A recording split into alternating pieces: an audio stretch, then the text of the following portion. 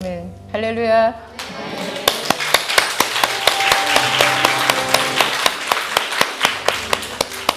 햇볕이 엄청나게 뜨거워요. 이렇게 햇빛이 뜨거운데 우리는 시원한 나무 그늘에 앉은 나무 그늘 같죠, 이 성전 안이. 나무 그늘에 있어서 하나님의 말씀을 듣는 거죠. 선택된 사람들만 누리는 이 큰 축복. 그렇죠? 바깥에서 오늘 이 주일도 쉬지 않고 일하는 사람들도 있는데 하나님께서 사랑하시는 자에게 쉼을 주시는 거예요. 잠을 주시는 거죠. 오늘도 기쁘고 감사한 마음으로 하나님께서 주시는 말씀을 한번 들어보도록 하겠습니다. 제목 열어주세요. 가장 단순하고 깊은 부르짖음, 기도죠. 간단한 기도를 얘기해요. 부르짖음, 뭐를 부르짖겠어요? 주의 이름을 부르짖는 거죠. 오늘 1부 예배도 그랬는데 우리 주일 2부 예배 때 목사님이 이제 통성으로 기도 인도하셨잖아요. 어우, 대단한 것 같아요. 그 부르짖음이 하나님께서 얼마나 기뻐하실까 그 생각을 했어요. 성령의 터치가 그때 있었고 하여튼 정말 대단했던 것 같아요. 오늘 그 부르짖음에 대해서 우리가 또 근데 본문 말씀을 보면 지난주도 창세기 4장이었죠. 이번 주에도 창세기 4장인데 공교롭게 또 그 끝부분에 있는 두 절만 제가 잡았거든요. 이 두 절 아주 의미심장한 이 두 절을 함께 읽어보도록 하겠습니다. 아담이 다시 자기 아내와 동침하매 그가 아들을 낳아 그의 이름을 셋이라 하였으니 이는 하나님이 내게 가인이 죽인 아벨 대신에 다른 씨를 주셨다 하며 셋도 아들을 낳고 그 이름을 에노스라 하였으며 아멘. 셋이 하나 둘 셋이 아니라 그랬죠. 셋이 소리 나는 그대로 사람 이름이에요. 셋은 아담이 낳은 성경에 기록된 대로는 세 번째 아들인데 이 셋이 또 커서 아들을 낳은 거예요. 아들을 낳아서 그의 아들, 그러니까 아담의 손자의 이름이 에노스인데요. 제가 벌써 한 30년쯤 전일 거예요. 그때 이 부분을 가지고 하용조 목사님이 설교하시는 거를 들었는데 제가 카세트 테이프로 들었어요. 근데 잊을 수가 없는 거예요. 이 에노스라는 이름의 뜻이요. 왜 사람들이 셋이 아들을 낳고 이름을 에노스라고 불렀는데 그때 에노스라는 아들이 태어났을 때 비로소 여호와의 이름을 불렀느냐. 그 전까지 여호와의 이름을 안 불렀다는 뜻이었죠. 그래서 그걸로 제가 유추를 해서 보니까 아담이 드린 제사, 아담과 하와가 드린 제사, 가인이 드렸던 제사 하나도 하나님께 연락이 안 됐다라는 그런 느낌이 많이 드는 거죠. 비로소 여호와의 이름을 불렀다고 하니까. 그러면 이 에노스라는 이름이 좀 특별한 어떤 뜻이 있겠다라는 심증은 가죠. 죽을 수밖에 없는 사람이라는 뜻이에요. 제가 굉장히 충격을 받았어요. 20대 때 제가 이 설교 말씀을 들었는데 죽을 수밖에 없는 사람. 그러니까 여러분 혹시 가장 가까운 사람이 돌아가시는 죽음을 체험해 보셨나요? 제가 얼마 전에 그 유튜브에 보니까 그 아트센터 나비 관장 노소영 씨라는 분 있잖아요. 노태우 대통령 따님이죠. 그분이 교회를 다니시나 봐요. 그분이 뭐 유학도 갔다 오시고 뭐 하여튼 굉장히 좀 생각이 깊은 분인 것 같은데 그분이 자기가 체험한 죽음을 얘기를 하시는데 좀 특이하게도 시어머니의 죽음이더라고요. 그 남편 최태원 회장의 어머니겠죠. 시어머니가 돌아가셨는데요. 자기는 자기 가까운 사람이 돌아가시는 거는 처음 봤대요.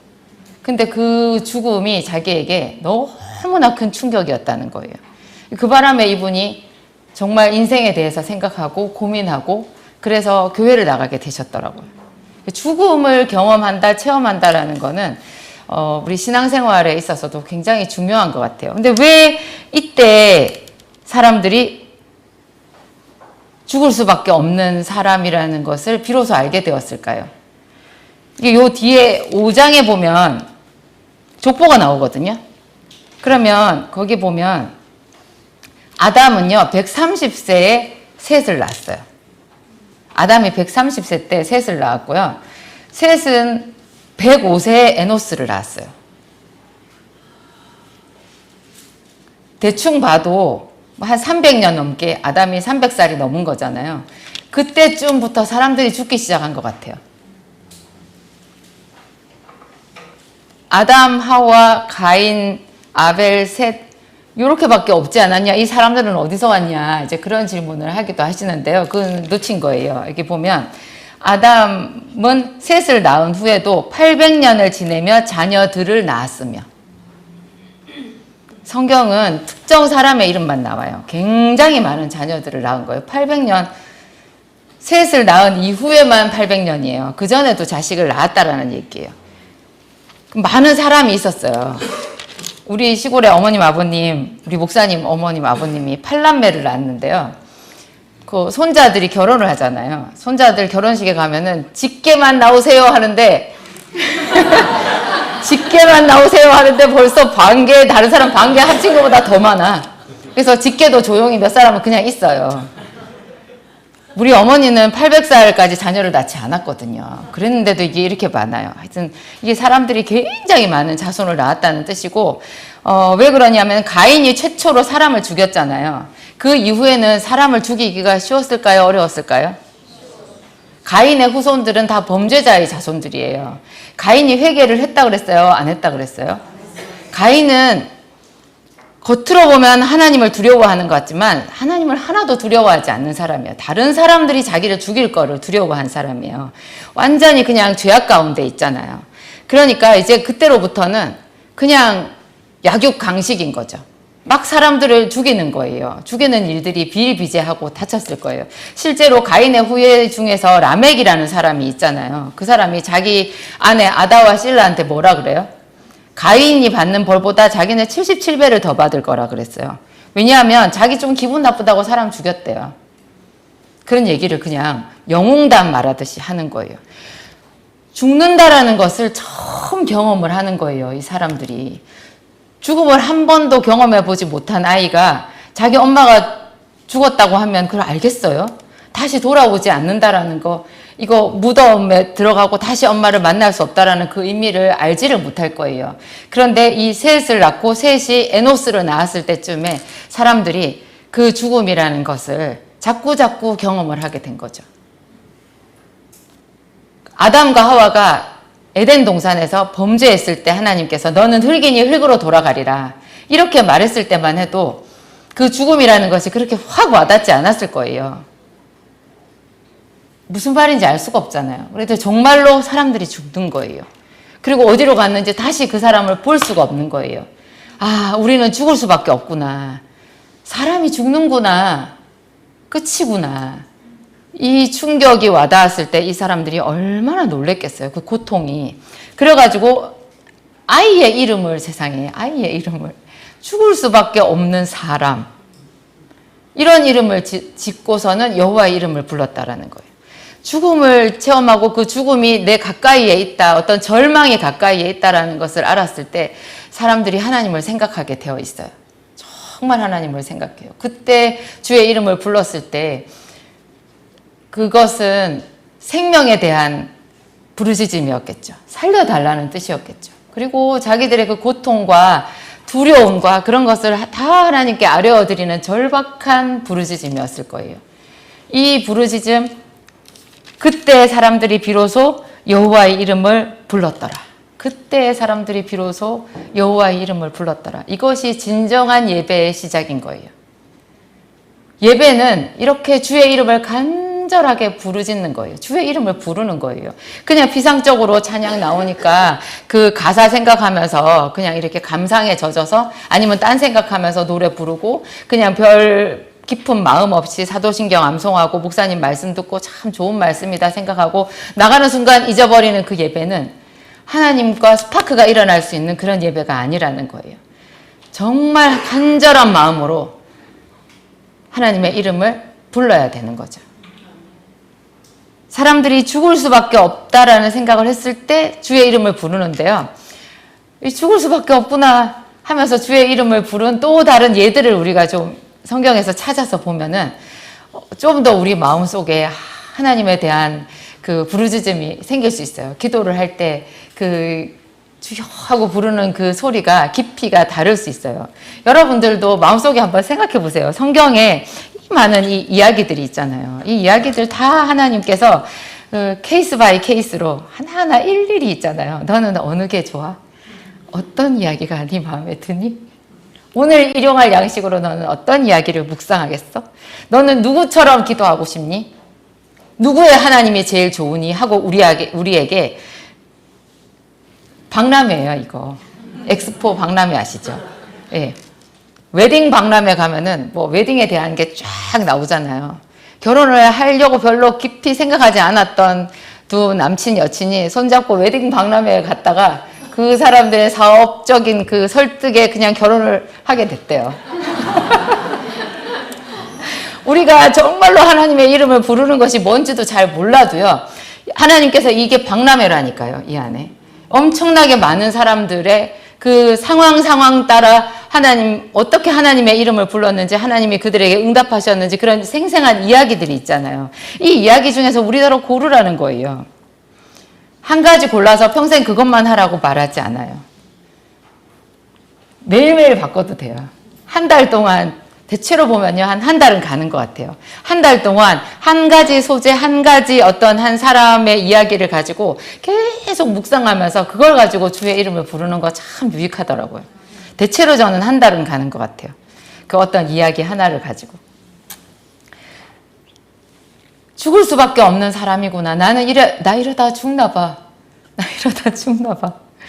며칠 전에 목사님이 한 말이에요. 나 이러다 죽나 봐. 제가 어젯밤에 잘 잤거든요.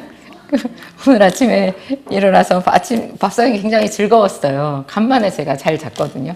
몇 날 며칠을 한 3시간밖에 못 잔 것 같아요. 근데 제가 못 자면 목사님이 잘 자게요, 못 자게요? 오늘 아침에 밥을 먹으면서 목사님이 내가 간밤에는 불침번을 안 섰다는 거예요. 그래가지고 불침번을 설 때마다 낮에 생각했대요. 나 이러다 죽나 봐. 정말 별이 보여요. 저도 그래요. 밤에 잠을 못 자니까 이러다가 정말 죽나 보다 그런 생각이 들거든요. 제가 얼굴은 멀쩡하죠. 그래서 제가 유튜브 하고 사는 거예요. 먹고 살게 하나님이 얼굴은 괜찮게 만들어주셨어요. 표시 안 나게 해주셨어요. 아파 죽겠어도 기름이 잘 흐르게 해주셨어요. 성경에 나오는 죽을 수밖에 없는 이 사람 이때 정말 죽음을 체험했구나. 저는 딱 떠오르는 사람이 다윗이더라고요. 다윗이 죽을 고비를 정말 많이 넘겼잖아요.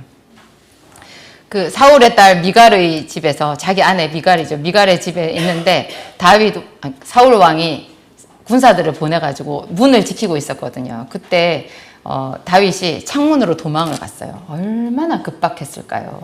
그것은 시작이었어요. 그 뒤에도 그냥 계속 왕이 될 때까지 그냥 그 죽음의 위협, 그 죽음과 자기가 한 발 차이라고 그런 고백을 한 부분도 있는데 오늘 우리가 찾아볼 부분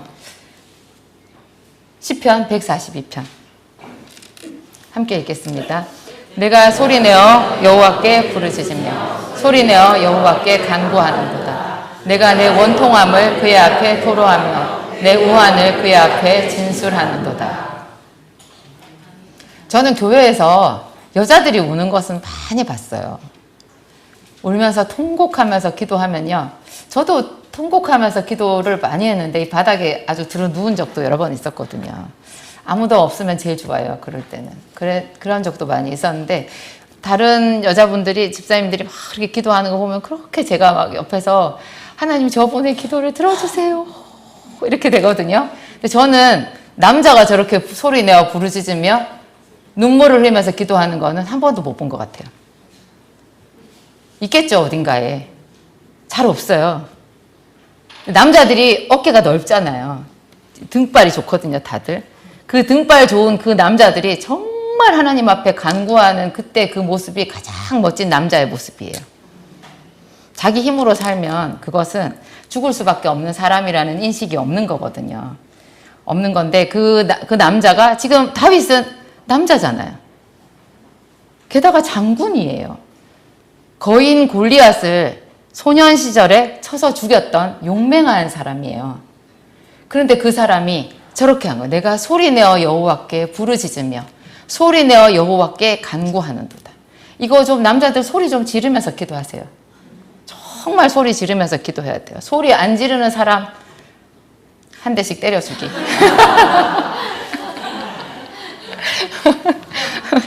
요즘에는 다들 큰 소리로 기도하시는데요. 예전에 저희 월피동 성전에서 그 금요 성령 집회를 할 때, 그 금요 예배를 할 때 목사님 앞에서 목청 터져라 기도를 하는데 남자들 다 입 꾹 다물고 있어요.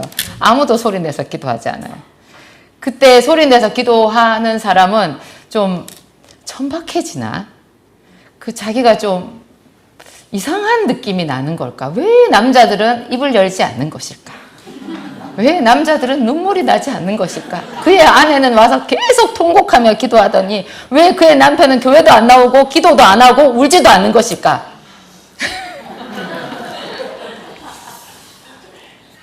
제가 어떤 사람한테 얘기 들었는데 착한 여자 만나서 결혼하고 싶다는 거예요. 그래서 제가 어떤 여자 눈물 엄청 빼겠네, 쟤. 정말 여자들이 많이 울어요. 결혼하면 그 가정을 세우기 위해서 정말 많은 눈물이 있거든요. 뭐 남자들도 있겠죠? 있겠죠? 있다고 생각하고 싶어요, 저는. 아니, 도대체 어떤 마음으로 사는 것인지, 생각은 있는 것인지.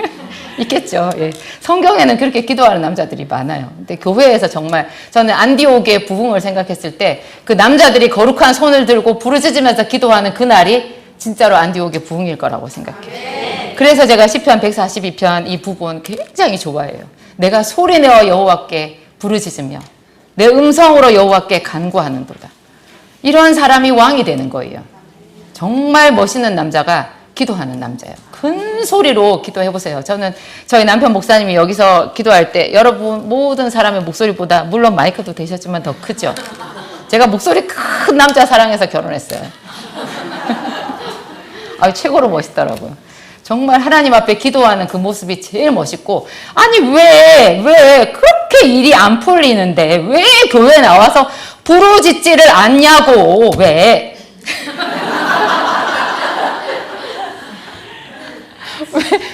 저 남자는 기도를 안 하냐고. 왜 여기 와가지고 눈 꾹 감고 입 꾹 다물고 졸다가 가냐고. 죄송해요, 여러분들한테 하는 말이 아니고, 제가 그 성전 20년 동안 20년 넘게 지키면서 매일 저녁마다 아침에도 기도하러 오고 하잖아요. 정말 사람들이 기도하는 그 모습을 누구보다도 원하고 바랬어요. 왜 사람들이 기도를 안 할까? 제가 아침에 집에서 이렇게 교회로 기도하러 오면서 가끔은 이 주변에 집들이 보이거든요. 집들이 이렇게 보이는데 그 집마다 사람이 다 살잖아요. 내가 모르는 사람들. 근데 저 사람들 아무도 모르는구나. 살아계신 하나님이 저 성전에 계시다라는 것을. 저 사람들 아무도 모르는구나. 아마 저 중에는 어떤 근심 때문에 밤새 울은 집도 있을 것이고 연락에 싸운 집도 있을 것이고 정말 낙심해가지고 잠 못 이룬 그런 사람들도 있을 텐데 왜 그러고 있을까? 교회 와서 기도하지. 정말 소수의 사람들만 나와서 간절하게 기도하고 가거든요. 근데 하나님은 항상 기다리고 계신 거예요. 그때 사람들이 비로소 여호와의 이름을 불렀더라. 하나님은 계속 기다리시는 거죠. 제가 언제 내 이름을 부르나? 언제 내 이름을 부르나? 하나님은 항상 우리 곁에 있어요.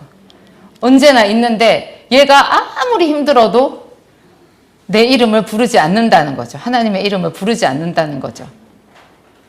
제가 아모스서에서 그런 구절을 찾았거든요. 하나님이 북왕국 이스라엘에 대한 이야기잖아요. 북왕국 이스라엘 사람들한테 가뭄을 내렸대요.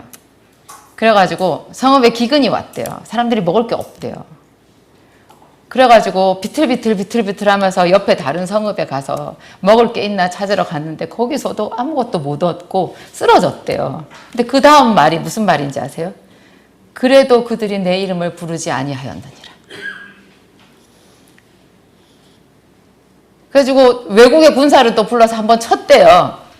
저러면 부를까 싶어 쳤는데 그래도 그들이 내 이름을 부르지 아니하였느니라. 그래도 그들이 내 이름을 부르지 아니하였느니라 그 말이 한 5번, 6번 나와요. 얼마나 하나님이 안타까우셨겠어요. 근데 주의 이름을 부르는 그 사람에게 하나님이 득달같이 달려오셔서 응답해 주시는 거죠. 근데 하나님의 이름을 부르는 게요, 그 여러 가지 의미가 있어요. 아이들이, 조그만 아기가 엄마의 이름을 엄마 엄마 엄마 하고 부르고 앙앙 하고 울 때 그때마다 메시지가 다르잖아요. 우리도 뭐 하나님의 이름을 맨날 죽을 수밖에 없는 사람이라고 생각하고 그것만 생각하고 부르겠어요? 그렇지 않아요. 다정하게 부를 수 있어요. 정말 다정하게. 그게 사랑해서 부르는 주여예요. 정말 하나님을 사랑하면 그 사랑함으로 주의 이름을 부르거든요. 그 주의 이름을 부르면서 자기의 어떤 간절한 기도 문제나 자기의 눈물이나 그런 것도 깊이 사랑하니까 더 부드럽게 올라갈 수 있어요. 사랑할 때 주의 이름을 부르는 거. 제가 요한복음 6장 68절, 69절 찾아봤어요. 함께 읽겠습니다.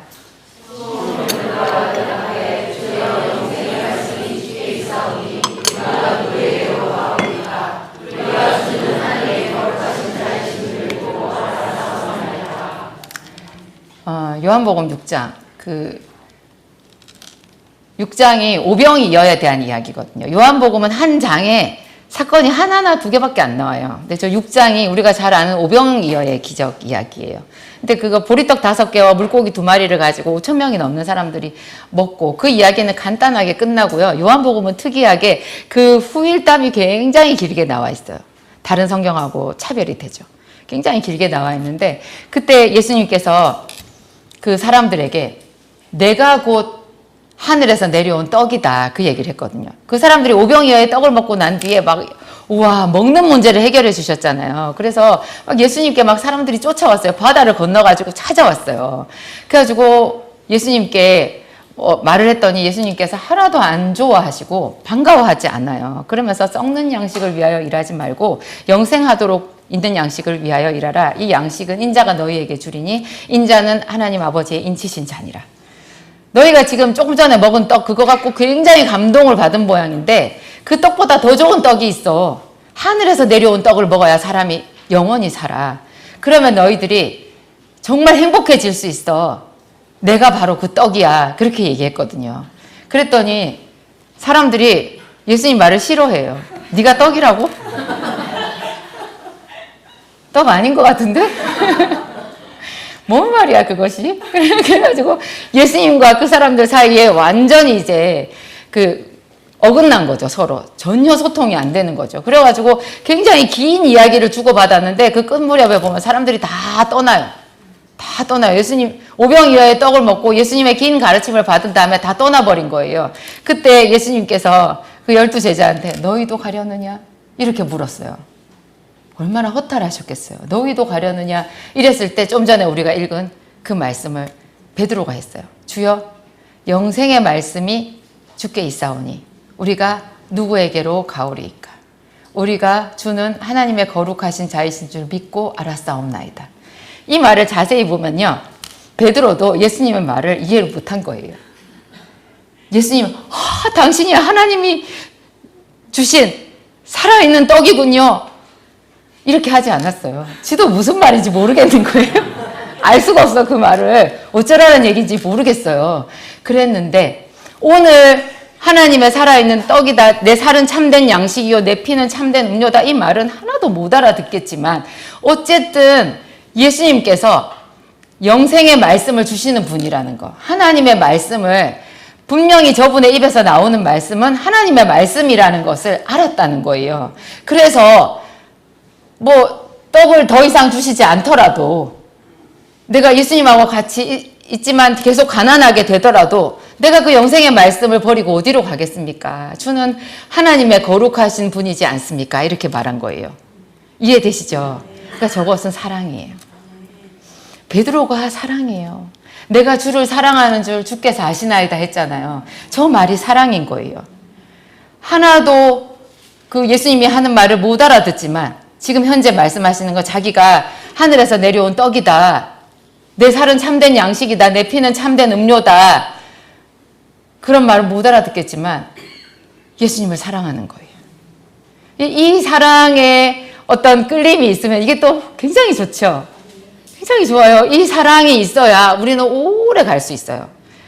지속적으로 어떤 작정 기간에 얽매이지 않고 작정 기간과 상관없이 계속해서 시간과 장소를 정해놓고 하나님 앞에 기도할 수 있는 사람, 예수를 사랑하는 사람이에요.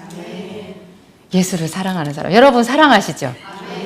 사랑하시는 줄 알아요. 저도 눈만 봐도 알겠어요. 예, 우리는 서로 예수님을 사랑하는 그 공통점이 있죠. 이렇게 예수님을 사랑하는 사람 뭐 성경에 많지만 또 딱 떠오르는 사람이 저는 막달라 마리아더라고요.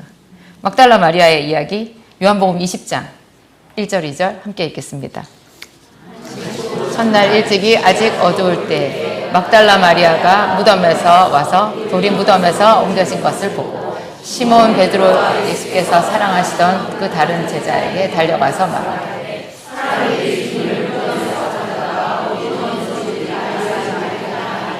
네, 저기까지. 그러니까 예수님께서 부활하셨는데 아직 모르는 거예요. 안식 후 첫날 일찍이 아직 어두울 때 막달라 마리아가 무덤에 왔어요.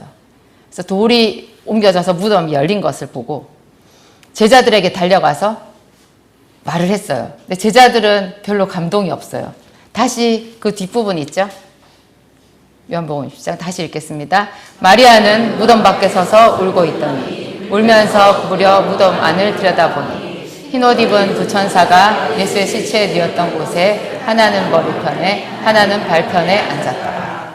천사들이 이르되 여자여 어찌하여 우느냐 이르되 사람들이 내 주님을 옮겨다가 어디 두었는지 내가 알지 못함이니이다.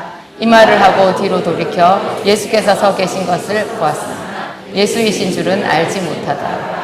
예수께서 이르시되 여자여 어찌하여 울며 누구를 찾느냐 하시니 마리아는 그가 동산지기인 줄 알고 이르되 주여 당신이 옮겼거든 어디 두었는지 내게 이르소서 그리하면 내가 가져가리이다. 지금 제가 그 시편 91편 다음 세대를 위한 성경 암송 구절로 하고 있죠.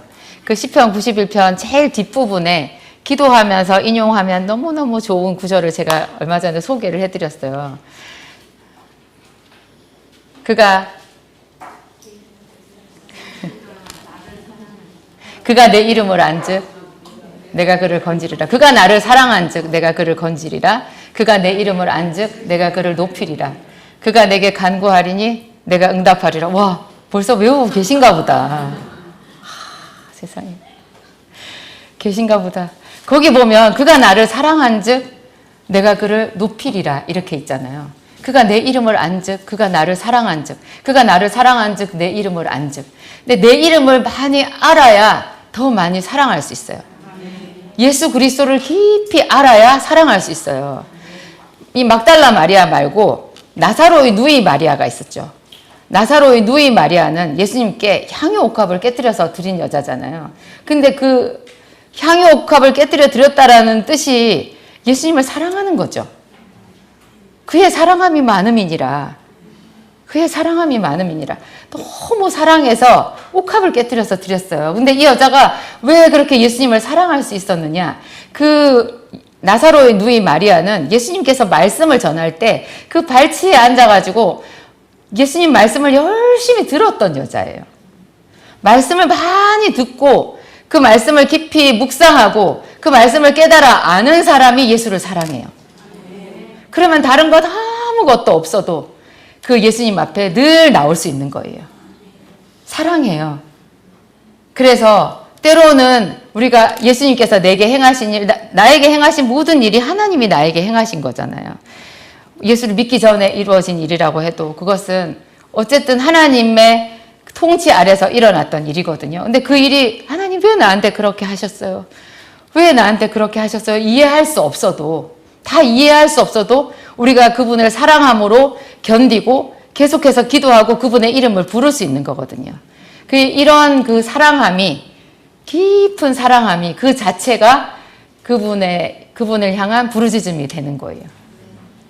이런 게 믿음이고 이런 게 사랑함이 되는 거죠. 기생 라합 같은 여자도 마찬가지죠. 기생 라합은 구약의 인물이고 그 여자는 성경도 없었고 하나님을 잘 모르는 여자였어요. 그런데 하나님에 대한 그러니까 소문을 들었어요. 소문을 들었는데 그게 40년 전 이야기예요. 40년 전에 이스라엘 백성들이 애굽 땅에서 나올 때 하나님께서 홍해 물을 가른 이야기를 하고 있어요. 그 여자가. 그게 40년 전 얘기거든요. 여러분 40년 전 이야기가 어떤 이야기 나오면은 그게 제가 젊었을 때 얘기를 하면요. 지금 세대 아이들이 캐캐 먹은 옛날 얘기인 줄 알더라고요. 제가 이제 50대잖아요. 제가 뭐 대학생 때 이야기는 40년 전 얘기도 아니거든요. 40년 전 얘기인가? 헷갈리네 나도. 어쨌든 근데 기생 라합은 그 40년 전 이야기를 어제 일같이 말하고 있어요.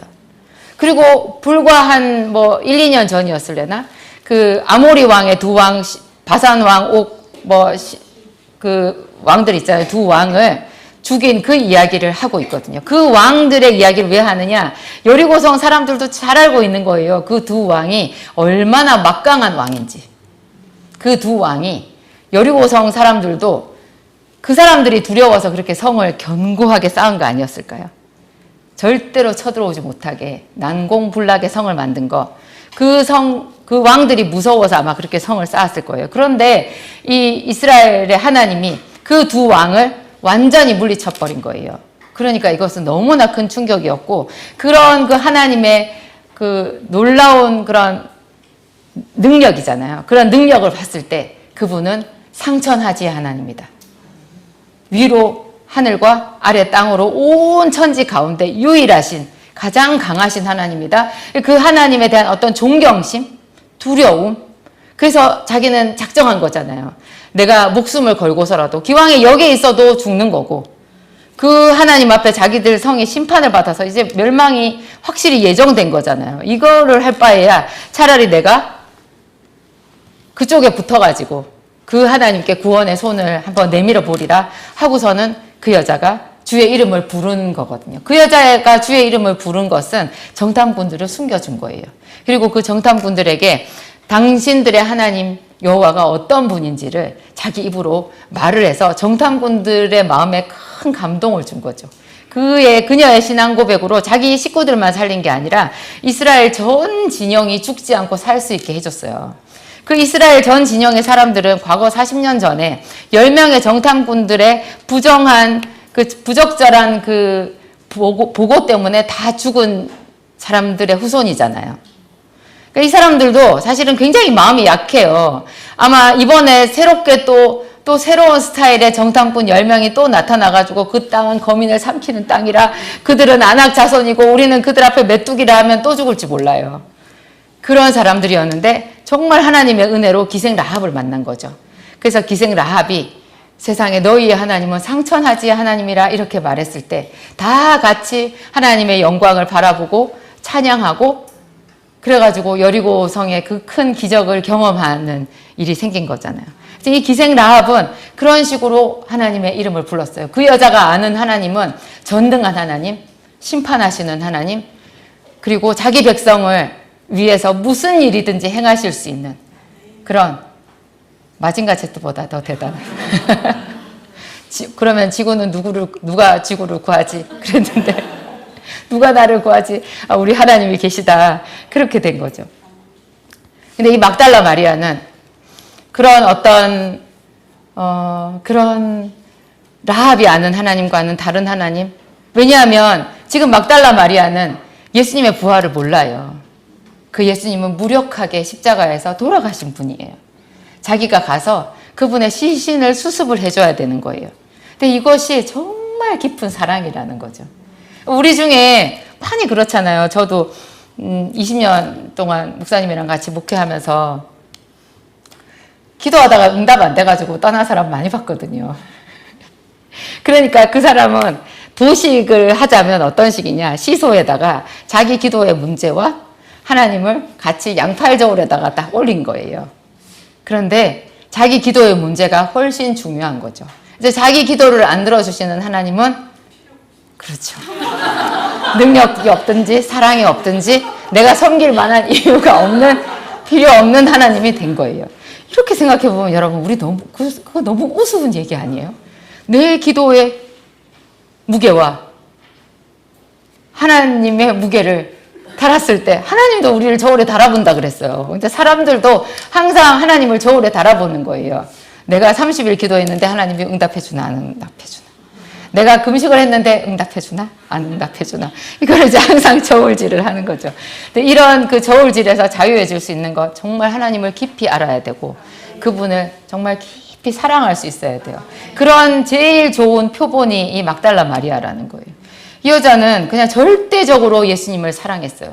그래가지고 제자들도 다 무덤에 갈 생각도 못하고 있었고 무덤이 비어있다 그랬는데도 쫓아오지도 않고 2명의 제자는 쫓아왔다가 보고는 또 가버리잖아요. 고개만 갸웃 이상하다. 그리고 고개를 갸웃갸웃하고 가버렸는데 이 여자는 거기 앞에서 울고 있었어요. 예수님께서 그 여자에게 나타났잖아요. 왜 우느냐 그렇게 말했더니 내 주를 어디다 두었는지 알게 해달라고 내가 가져가리이다 그렇게 말해요. 정말 대단한 신앙 고백인 거죠. 이거 진짜 대단한 신앙 고백인 거죠. 그때 예수님이 이 여자의 마리아야 하고 이름을 불렀을 때 그때 이제 서로 알아보는 거잖아요. 이런 경험이 저도 굉장히 하고 싶어요. 이런 경험이 내가 이 정도로 예수님을 사랑하나? 이 정도로 예수님을 사랑하나? 이런 마음이 있어야 항상 같은 시간 같은 장소에 간절한 마음으로 사랑하는 마음으로 그 기도의 자리에 올 수 있어요. 그게 왔을 때 자기 기도 문제부터 풀어놓지 않고 그 앞에 이제 그 사랑의 대화가 있잖아요. 주님 제가 왔어요. 하나님 제가 왔어요. 하나님 오늘도 제가 왔어요. 하나님 예배하러 왔어요. 기도하러 왔어요. 하나님 저만 봐주세요. 저만 봐주세요도 하세요. 그런 기도도 필요해요. 하나님이 정말 여러분만 봐줘요. 근데 하나님은 전능자시잖아요. 모든 사람을 그 사람만 봐줄 수 있어요. 이게 가능해요. 우리는 그냥 내가 육신의 부모, 내 부모의 입장에서는 내 아이를 5명, 2명 있으면 그 아이를 한 아이만 봐줄 수가 없잖아요. 2아이가 번갈아 가면서 와서 물어본대요. 엄마, 나를 더 사랑해? 물어보면 그래, 엄마 너를 더 사랑해. 다른 애가 와서 또 물어봐도 엄마는 너를 더 사랑해. 이렇게 얘기할 수밖에 없는데 하나님은 그게 되시는 거죠. 하나님은 저는 처음에 이게 정리가 안 돼가지고 굉장히 힘들었었거든요. 그래가지고 하나님을 저를 못 알아보실 것 같았어요. 사람이 이렇게 많은데 어떻게 나를 보시겠어? 보이기나 하시겠어? 그렇게 생각을 많이 했어요. 그거보다 이제 조금 더 제가 신앙이 성장했을 때 그 여의도 순복음교회 그 사람들이 물듯이 바깥으로 나가는 그 물방울 중에 하나처럼 제가 섞여가지고 계단을 따라 내려가면서 하늘이 뚫렸잖아요. 하늘을 이렇게 보면서 하나님, 제가 보이세요. 저를 보셔야 돼요. 이 중에서 하나님, 제가 제일 하나님이 필요해요. 저는 하나님 없으면 살 수가 없어요. 저를 좀 봐주세요. 그리고 모르긴 해도 제가 제일 하나님을 사랑할 거예요. 그렇게 말했었거든요. 이런 고백을 모든 사람들이 다 할 수 있어야 돼요. 하나님은 그 십자가를 지셨잖아요. 십자가를 지셨을 때 내가 너를 위해서 내 생명을 주었다라고 얘기하셨거든요. 저한테 내가 너를 위해서 내 생명을 주었다 하셨는데 다른 사람한테 또 똑같은 얘기를 하셨더라고요. 내가 너를 위해서. 그러면 하나님 가부단간 좀 정해주시죠. 도대체 누구 때문에 죽으셨는지 가부단간 좀 우리 삼자 대지를 좀 할까요? 이렇게 할 수도 있는데 그 말이 맞다라는 것이 참 신기한 거예요. 그 보혈은 정말 샘솟는 보혈이에요. 모든 사람들이 그 보혈에 나와서 완전하게 씻음을 받을 수 있고, 그리고 제가 그 복음성가 가사에서 기억해요. 마지막 피 한 방울 나를 위해 흘렸네. 그 믿음이 또 거기까지 자랄 수도 있어요. 그 예수님의 피 한 방울이면 내 인생이 다 치료된다라는 그 믿음 있잖아요. 마지막 피 한 방울 나를 위해 흘렸네. 이렇게 되는 거죠. 요나서 한번 보겠습니다. 요나서 2장 함께 읽겠습니다. 요나가 물고기 뱃속에서 그의 하나님 여호와께 기도하여 이르되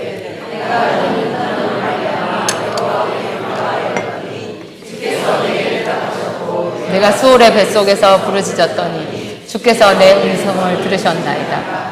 주께서 나를 깊음 속 바다 가운데 던지셨으므로 큰 물이 나를 둘렀고 주의 파도와 큰 물결이 다 내 위에 넘쳤나이다. 내가 말하기를 내가 주의 목전에서 쫓겨났을지라도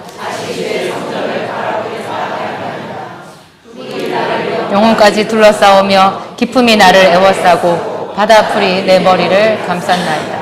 내가 산의 뿌리까지 내려갔사오며 땅이 그 빗장으로 나를 오래도록 막았사오나 나는 하나님 여호와여 주께서 내 생명을 구덩이에서 건지셨나이다. 내 영혼이 내 속에서 피곤할 때 내가 여호와를 생각하였더니 내 기도가 주께 이르렀사오며 주의 성전에 미쳤나이다. 거짓되고 헛된 것을 숭상하는 모든 자는 자기에게 베푸신 은혜를 버렸사오나 목소리로 주께 제사를 드리며 나의 서원을 주께 갚겠나이다. 구원은 여호와께 속한나이다. 말씀하시네 요나를 육지에 토하니라. 이게 요나서 2장 전절인데요.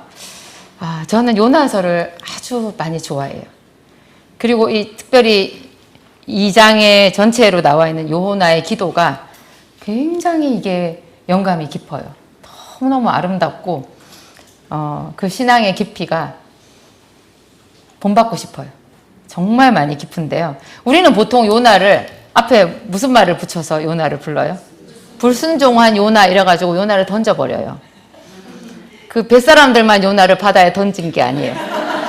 우리도 요나를 던져버려요. 걔 불순종했잖아. 그런데 놀라운 것은 예수님이 요나를 얘기하셨어요. 저는 예수님께서 말씀하신 거기에서 이 요나가 이 짧은 성경이지만 사람들은 불순종한 요나라고 말하지만 예수님께서 보시기에 이 요나의 인생이 우리에게 주는 깊은 의미가 있구나. 요나의 표적이라고 얘기하셨거든요. 요나는 자기 사명을 다 한 거예요. 정말 그 불순종한 그 모양 자체로도 자기 사명을 다 했는데요. 이 요나가 물고기 뱃속에서 이렇게 죽음을 체험한 거잖아요. 물고기 뱃속에서. 그 물고기 뱃속이 깨끗하지 않았을 거라고 제가 얘기했죠. 그 막 삭은 거, 물고기의 소화액, 다른 잡다한 뭐 해초라든지 뭐 이렇게 뭘 먹었을 거 아니에요. 그 물고기가 큰 물고기니까 얼마나 많이 잡수셨겠어요. 그런 게 막 안에서 이렇게 떡이 돼가지고 있었을 거예요. 그 속에 있으니 그건 딱 완전히 그냥 무덤이잖아요. 시체가 가득한 무덤에 빠져 있는 거랑 똑같은 그런 상황인데요. 예수님께서 이 요나의 물고기 뱃속 체험을 자기의 죽음의 체험과 빗대어서 얘기를 하셨어요. 사실 요나가 물고기 뱃속에 왜 들어갔어요?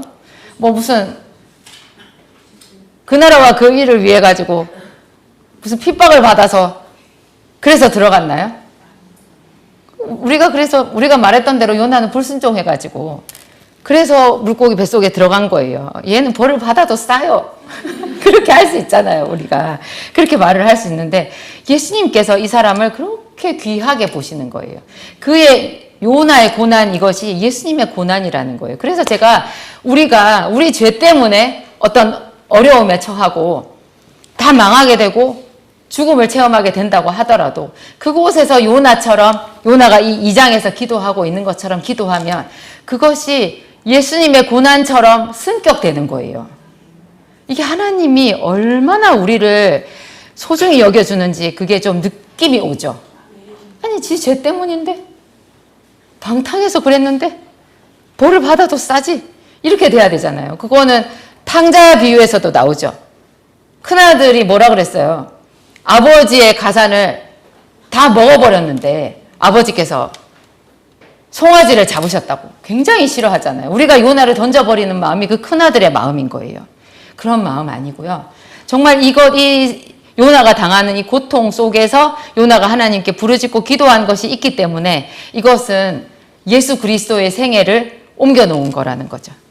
요나가 이 물고기 뱃속에서 하나님 앞에 기도하는 그 절 중에서 저는 4절하고 9절이 제일 와닿더라고요.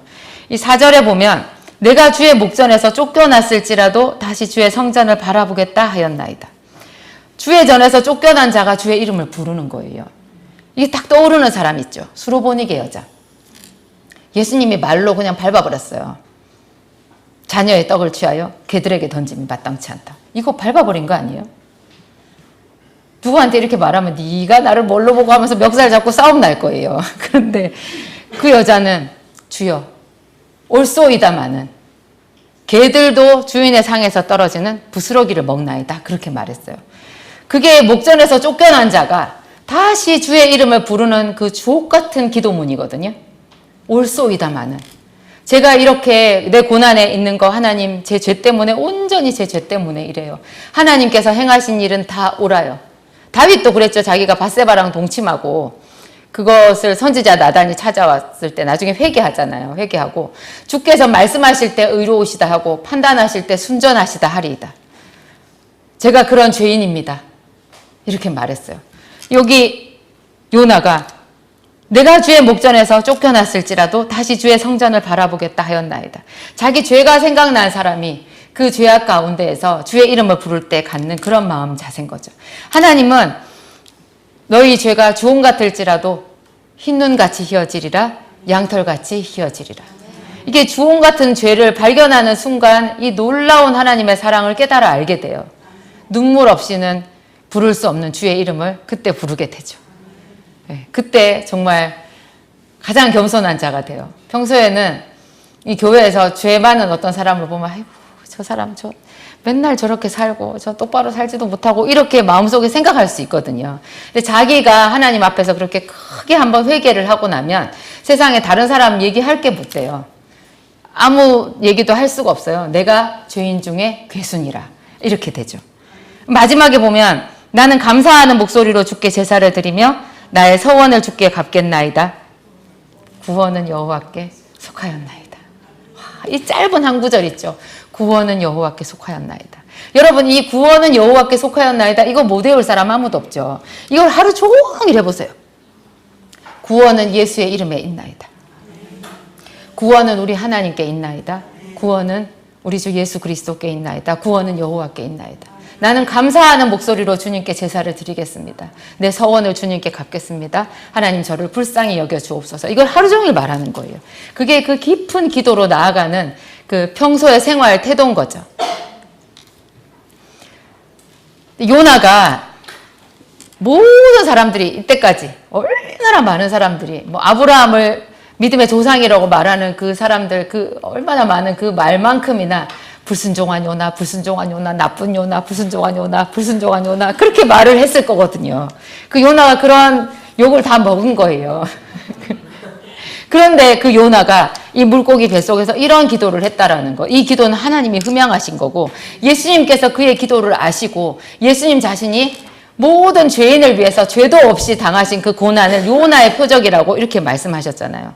요나는 정말 귀한 사람이거든요. 근데 이 요나가 이런 물고기 뱃속 체험을 통해서 우리에게 얘기하고 있는 거 예수 그리스도의 그 죄를 씻어주시는 은혜와 사랑을 우리에게 전해주는 거예요.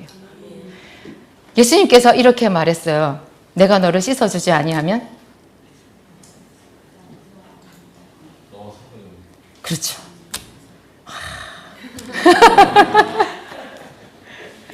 내가 너를 씻어주지 아니하면 네가 나와 상관이 없느니라. 우리가 나는 그렇게 큰 죄를 짓지 않았어 하는 순간 예수님과 거리가 확 멀어져요. 분명히 말씀하셨어요. 내가 너를 씻어주지 아니하면 네가 나와 거리가 머니라 정도가 아니에요. 상관이 없느니라예요.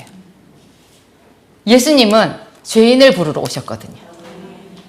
그래서 자기 죄를 깊이 깨닫는 사람일수록 더 예수님과 가까운 거예요. 조금이라도.